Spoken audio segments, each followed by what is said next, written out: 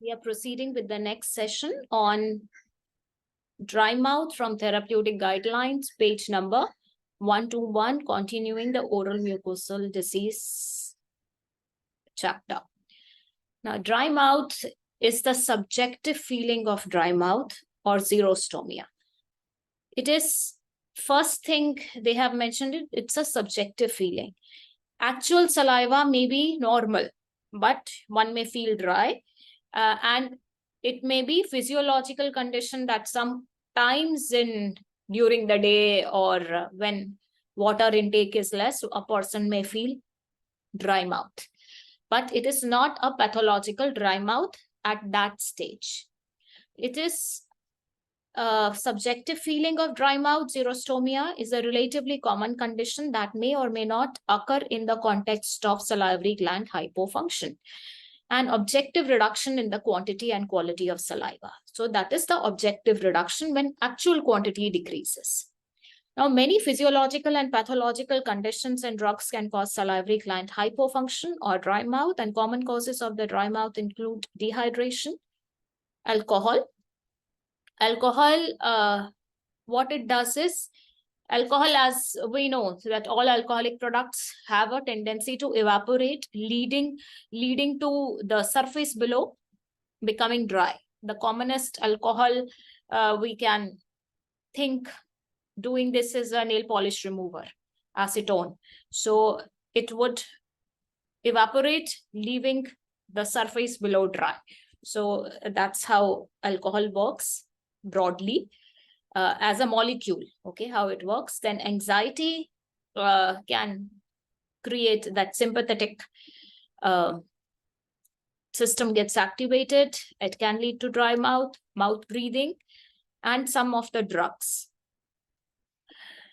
If common causes have been excluded, we would investigate for the less common medical conditions associated with dry mouth, like Sjogren syndrome. Now, drugs associated with dry mouth, so many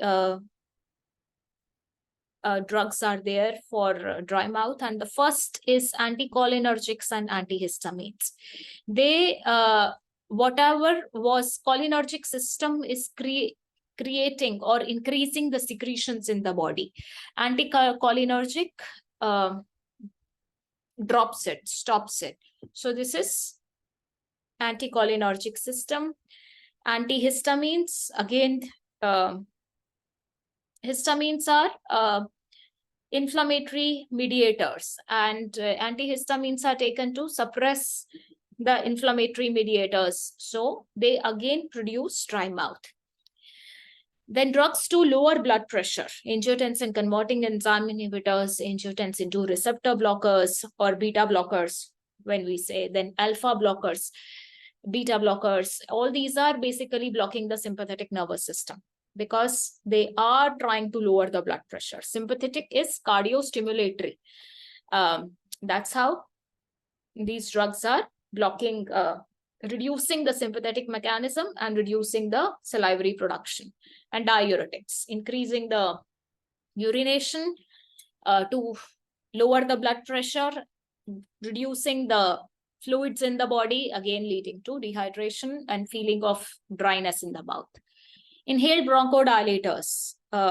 Inhalational bronchodilators, the most of the sprays for asthma, beta-2 agonists, muscarinic antagonists are leading to, again, decrease in salivation. Opioids, classic opioids, all will produce dryness of the mouth. Then psychotropic drugs, antidepressants, antipsychotics, illicit drugs, marijuana, cocaine, psychostimulants, amphetamines, and urinary antispasmodics. All these are the drugs which produce dryness. Dryness is likely to be more severe if these drugs are used in combination. Then we have dry mouth is a debilitating adverse effect of head and neck radiotherapy, with the degree of salivary flow reduction dependent on the dose and region of the radiation. Chronic dry mouth can have a profound effect on the oral environment and can contribute to tooth decay, periodontal disease, oral mucosal disease, Oral candidiasis, difficulty with the retention of dentures, difficulty with chewing, swallowing, and speech, and altered sense of taste. So dryness produces both the chronic diseases of the mouth, which is dental caries and gingival diseases. Okay. Along with that, mucosa is impacted. It is dry, it is not lubricated, oral mucosal disease. Because it is dry, fungus can thrive in candidiasis. Then because moistened film is needed for dentures to retain. If the surface is too dry, it will keep falling or there will be lack of retention. That swallowing, speech, chewing also needs lubrication and altered sense of taste. First, moistening of the food happens through saliva, so that would be impacted. Then management of the dry mouth. For management of dry mouth in patients receiving palliative care, we would see the separate area. Now, encourage patients to have dental review and any necessary dental treatment before starting a drug that can cause dry mouth. Review the patient's medications and in conjunction with the prescriber, stop any non-essential medications that can cause a dry mouth. So you have to take the medication history and relook at the medications if anything can be stopped, which is not an essential medication. And obviously, you would not do that alone. In conjunction with the prescriber, it has to be done. So referral to the medical practitioner, consultation with them, you have to take that decision.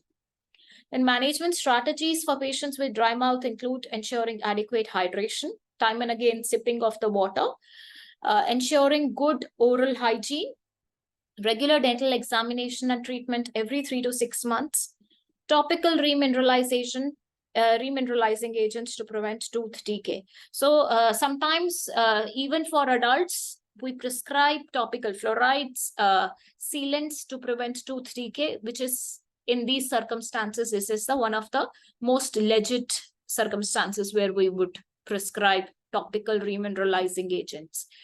And symptomatic relief, which is artificial saliva or other products. So options for symptomatic relief of dry mouth include artificial salivary products or other oral lubricants. Example, bicarbonate mouthwash. However, effects may be too transient to be of significant benefit. So it only lasts for a short while. Products that stimulate saliva, such as throat lozenges or chewing gum. However, many products are acidic or have a high sugar content, which can cause further tooth decay.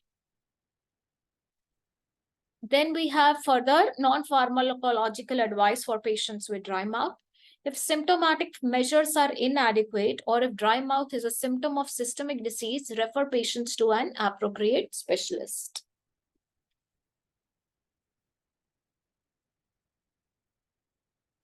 Then practical advice for patients with dry mouth. To manage your dry mouth, ensure you are adequately hydrated. Drink at least 1.5 liters of tap water a day. So what is the ideal requirement of drinking water? It's 1.5 liters a day. A big bottle of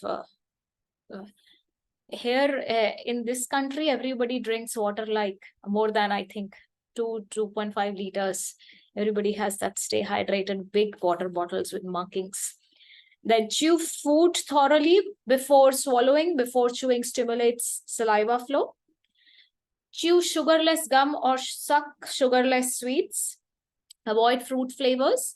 Whatever artificial flavors are there are because of the high sucrose content, and that would again give more feeling of dryness. So it should be sugarless. Avoid smoking cigarettes. Avoid acidic foods. Limit your caffeine and alcohol intake, especially in the evening, because they are also dehydrate the oral mucosa. Add milk to tea or coffee to reduce the drying effect. Black coffee and black tea are far more, have a more potent drying effect. Avoid mouthwashes and other oral preparations that contain alcohol. So one of the commonest brand, which is alcohol containing mouthwash, is Listerine. So that is to be avoided, and other which are non-alcohol based should be used. Trial various over-the-counter dry mouth products or bicarbonate mouthwash. So a bicarbonate mouthwash can be made at home by the common bicarbonate powder or the baking powder to a glass of warm water. Rinse with mouthwash on waking and at any time during the day. To prevent oral and dental consequences of dry mouth, ensure you have a good oral hygiene, have regular dental examinations, avoid acidic beverages like wine, fruit juices. Fruit juices are also acidic, so they would again increase the, reduce the pH and make the dryness more. Soft drinks and sport drinks, they seem to quench thirst, soft drinks and sport drinks, but they actually are producing more dehydrating effect because of high sugar content. And if required, the beverages limit their consumption to the meal times. Limit your sugar intake and avoid sugary snacks. So some of the replacement of these is to alter the water by adding the fruit flavors or the remaining fruit pieces, or having coconut water. So these are some of the natural ways to increase the rehydration. And after the dehydration or this part of dry mouth, we have the just added one of the most commonest oral perceived disease. That was also a perceived disease versus the actual salivary gland diminishing, is halitosis. So this is halitosis, page number 125 from therapeutic guidelines. What is diagnosis? How do we diagnose halitosis? It's an unpleasant, noxious odor emanating from the oral cavity. Halitosis can have a self-limiting intraoral or extraoral cause, and definitive diagnosis can be difficult, and it requires a thorough dental and medical history. Examination of the nose, tonsils, mucosal surfaces of the pharynx and oral cavity and teeth is required. So what is where the odor is coming from? We have to examine all these areas, and it is perceived unpleasant, noxious odors. What are the common causes of halitosis? It can be a lot of causes of halitosis can be there. Self-limiting causes, dry mouth from mouth breathing or snoring, odor-causing foods, which is garlic, onion, spices, and smoking and alcoholic beverages. Then we have intraoral causes, poor oral hygiene, example, food particles between teeth, on the tongue, and around the gums. Intraoral bacteria, tongue colonization, dental caries, periodontitis. Acute infections within the mouth, including dental abscess, oral candidiasis, or necrotizing gingivitis. So these are the acute infections within the mouth.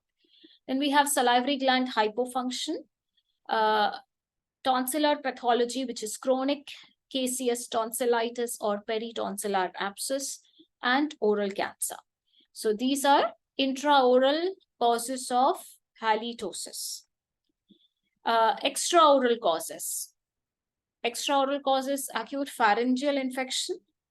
It can be part of oropharynx, but it is not a core oral thing. Okay. A streptococcus pharyngiasis or glandular fever, then respiratory like postnasal drip, sinusitis can lead to oral malodor, intranasal foreign bodies, bronchitis, bronchiectasis, lung abscess, respiratory tract cancer.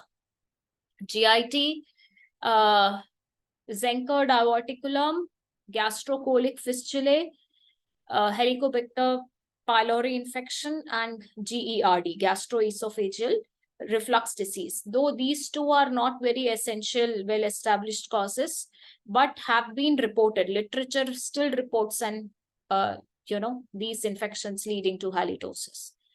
Advanced kidney disease, liver disease, trimethylaminiuria, and ketoacidosis a starvation, protein-only diet, or diabetes can lead to halitosis. The self-limiting causes of halitosis are common on waking, usually due to low salivary flow and lack of oral cleansing during sleep. Oral malodor is the result of microbial degeneration of various substrates into volatile compounds, example, sulfur. The dorsal surface of the tongue is the most likely location of the microbial population causing halitosis. The self-limiting causes of halitosis can be rectified by eating, rinsing the mouth with water, and oral hygiene. And other causes of self-limiting halitosis include food, example, garlic, onion, spices, smoking, and alcoholic beverages. So these are self-limiting ones, as name itself says, and we can understand from this write-up itself that they can be rectified by eating correct, rinsing the mouth with water, and nicely maintaining the oral hygiene. Now we have intraoral causes of halitosis include poor oral hygiene or underlying pathology. Most commonly intraoral infections, example, periodontal infections, pericoronitis. Although halitosis is the result of a complex interaction between several bacterial species, the most active bacteria are gram-negative anaerobes that are associated with periodontal disease. Poor oral hygiene, in accumulation of dental plaque and food debris, which can worsen halitosis. Then extraoral causes of halitosis include systemic conditions such as respiratory infections, gastrointestinal disorders, advanced kidney disease, and ketoacidosis. What is perceived halitosis? Without detectable oral malodor may reflect a psychological illness, where it is other people's behavior or perceived behavior, such as covering the nose or averting the face, is typically misinterpreted by these patients as an indication that their breath is offensive. And devices that objectively measure sulfur compounds are the ones which are most giving the halitosis, give variable results. They are costly and not very recommended. So these sulfur produces that gases which are giving the malodor, but it is not a very objective measurement of malodor. So the sense of smell is very typical and a subjective experience rather than any measuring the sulfur compounds would not work. Then poor oral hygiene or poorly designed denture or bridge can result in accumulation of dental plaque and food debris and worsen the halitosis. What is the management of halitosis? First is identify what cause is leading to it, identify it, address the cause.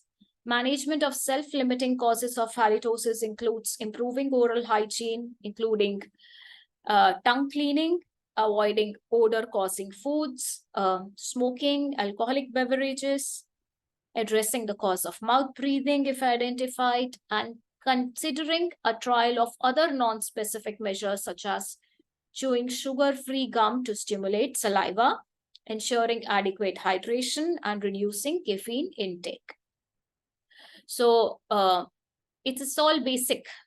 Improve oral hygiene, keep on avoiding the cause if it is food causes, mouth breathing, correct it, and non-specific measures such as sugar-free gum to stimulate saliva, good hydration, reducing caffeine. These are the self-limiting causes, and intraoral causes depends upon what is the cause which is intraorally present. In that, if most generally it is plaque and calculus, so promote oral hygiene for the patients. If improved oral hygiene and management of intraoral causes does not resolve this halitosis, referral to medical practitioner is appropriate to investigate extraoral causes. So if you have done good scaling, polishing, you have removed the local factors, and still the patient keeps on perceiving it as a halitosis, then refer to the medical physician for finding out any medical systemic conditions which are leading to it. Then if an extraoral cause of halitosis is identified, which may be in the gut or say renal or liver or anything, then referral would be required. So we have to deal with the cause which is leading to this. Refer patients with persistent or recurrent halitosis to a specialist, example, oral medicine specialist or periodontist. So these are the patients who, despite even after the referral to the medical practitioners, if they are having halitosis, we also need to refer to medical specialist or periodontist, medicine specialist or periodontist. Then patient with psychogenic halitosis present a diagnostic and treatment challenge, because in their psychology, they are having this halitosis, and despite reassurance may require psychological assessment. So this is a topic covered on halitosis, one of the quite common condition prevailing in the oral cavity. And after this, we would start with a new session on orofacial pain and its treatment, acute dental pain, and how to proceed about dental treatment for and analgesics. We have already covered in the analgesics per se, but we would go in detail to prescriptions of analgesics for orofacial pain and for severe pain. Okay, one is the general pain, but if pain is too much of acute, different regimens for children we would go through in the next session on pain management. Okay, any doubts in this one? Halitosis and dry mouth, xerostomia? No, ma'am. Let's see you in the next session.